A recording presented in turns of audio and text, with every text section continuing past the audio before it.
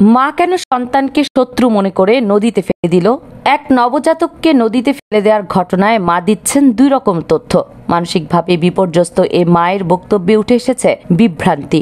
নবজাতককে কোথায় ফেলা হয়েছে তা নিয়ে একবার কীর্তনখোলা নদী, আবার খয়রাবাদ নদীর কথা বলছেন। ঘটনার প্রকৃত সত্য জানতে চলছে তদন্ত।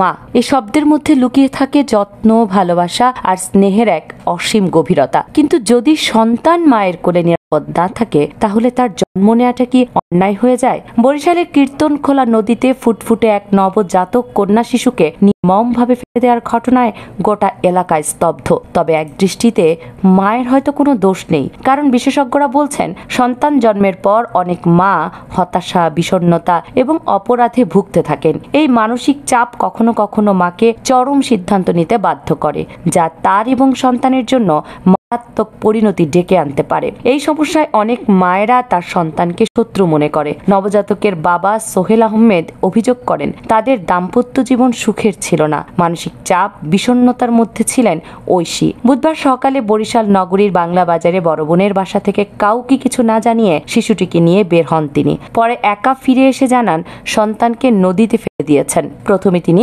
কীর্তনখোলা নদীর সেতুর কথা বললেও পরে খয়রাবাদ সেতুর কথা উল্লেখ করেছেন। এদিকে শারীরিক অসুস্থতা এবং বিষণ্ণতার কারণ দেখিয়ে মা ঐশী আক্তারকে বরিশাল শেরে বাংলা মেডিকেল কলেজ হাসপাতালে ভর্তি করেছেন তার স্বজনরা। যদিও ভর্তি রেজিস্ট্রারে কৌশলে তার নাম রাবেয়া লিপিবদ্ধ করা হয়েছে। বর্তমানে সেখানেই আছেন তিনি। খবর পেয়ে কোতোয়ালি থানা পুলিশের একটি টিম বৃহস্পতিবার সন্ধ্যা 7টার দিকে হাসপাতালে ওই নারী এবং তার স্বজনদের জিজ্ঞাসাবাদ করেছেন। নবজাতকের মামা মোহাম্মদ মাসুদ জানান, তার বোন শারীরিকভাবে অসুস্থ এবং বিষণ্ণতায় ভুগছেন। এজন্য তাকে বুধবার হাসপাতালে ভর্তি করা হয়েছে। তবে নবজাতকটি কোথায় আছে এই প্রশ্নের জবাবে তার বোন কিছুই বলতে পারছেন না। হাসপাতালে দ্বিতীয়বার ভর্তির ক্ষেত্রে ভিন্ন নাম ব্যবহারের কারণ জানতে চাইলে তিনি জানান, তার বোনের নাম রাবেয়া আক্তার ঐশী, রাবেয়া লেখা হয়েছে। নবজাতকের মা ঐশী আক্তারের বাড়ি ঝালকাঠির নলছিটি উপজেলার নগর ইউনিয়নের আমিরাবাদ গ্রামে। তিনি একই উপজেলার হয়বতনগর তৌকাঠি সরকারি প্রাথমিক বিদ্যালয়ের সহকারী শিক্ষক। ঐশী আক্তারের স্বামীর নাম সোহেল আহমেদ। তিনি পিরোজপুরের মঠবাড়িয়া ফায়ার স্টেশনের স্টেশন অফিসার হিসেবে কর্মরত আছেন।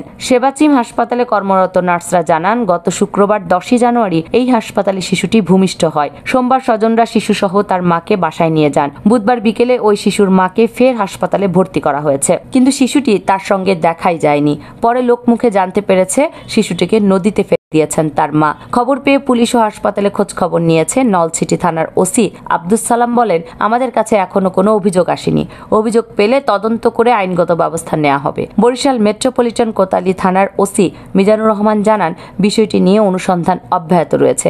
ওই নবজাতকের মা অসুস্থ থাকায় তার কাছ থেকে পরিষ্কারভাবে কিছুই জানতে পারছি না। এই ঘটনা আরও একবার চোখে আঙুল দিয়ে দেখিয়ে দেয়, সন্তান জন্মের পর মায়ের মানসিক অবস্থার প্রতি আমাদের আরও বেশি মনোযোগী হওয়া প্রয়োজন। বিশেষজ্ঞরা বলছেন, এমন আচরণকে বলে পোস্টপার্টাম ডিপ্রেশন।